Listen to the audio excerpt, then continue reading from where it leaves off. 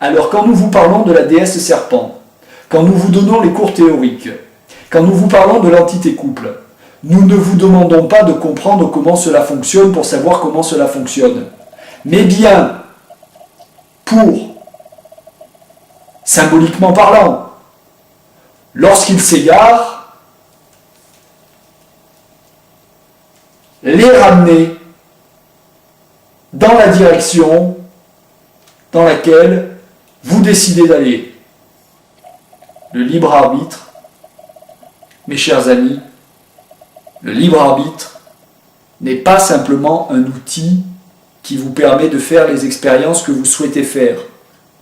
Le libre arbitre est exactement la base dont vous tous avez besoin et dont vous tous n'avez pas encore constaté le pouvoir, car le pouvoir du libre arbitre est la destinée.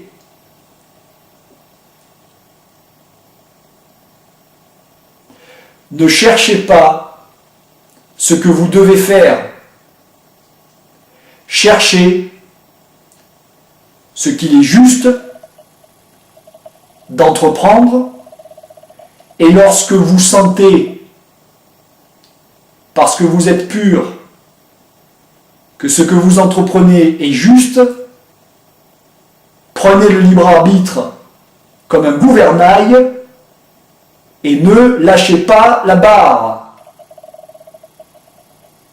Si la déesse serpent vient chercher à vous détourner, comme dans vos légendes, les sirènes, alors que les sirènes sont merveilleuses, lorsque l'entité couple vient essayer de vous détrôner, comme effectivement un jeune loup voudrait détrôner le loup de la meute, eh bien, défendez votre place. Et pour cela, le libre arbitre est exactement l'épée, comme symboliquement l'épée de justice tenue par l'archange.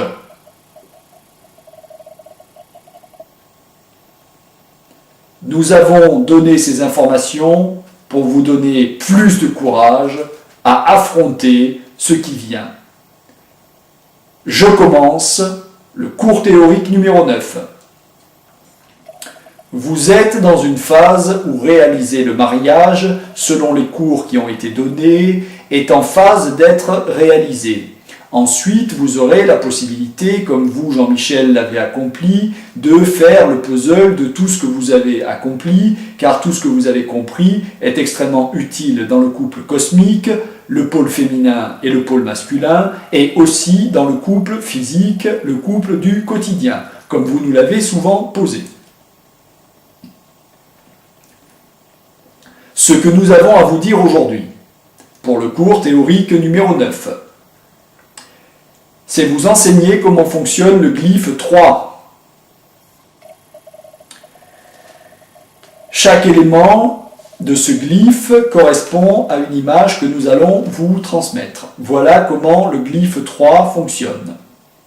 Vous êtes dans un avion, et cet avion survole un volcan, et lorsque cet avion survole un volcan, parce que cet avion a des ailes en papier, le volcan, envoyant de la chaleur, permet à l'avion de prendre plus d'altitude.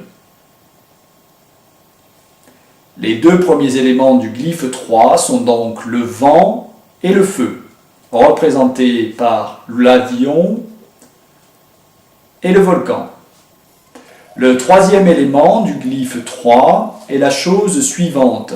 Vous êtes sur un vélo et vous descendez une grande pente. Cette grande pente est la terre. Le vélo est fabriqué avec de la matière qui est aussi de la terre. Le glyphe 3 fonctionne air, feu, terre.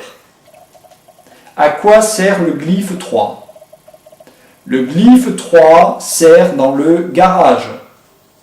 Dans le garage, on organise, on range, on met des choses dans des petites boîtes, et les petites boîtes, on leur met dessus des étiquettes, afin qu'on se rappelle ce qu'il y a dans les étiquettes. À quoi cela correspond dans vos couples? À vos négociations. Vous pourrez utiliser le glyphe 3 pour réussir vos négociations. Car vous êtes très souvent en train, dans le couple quotidien, de négocier.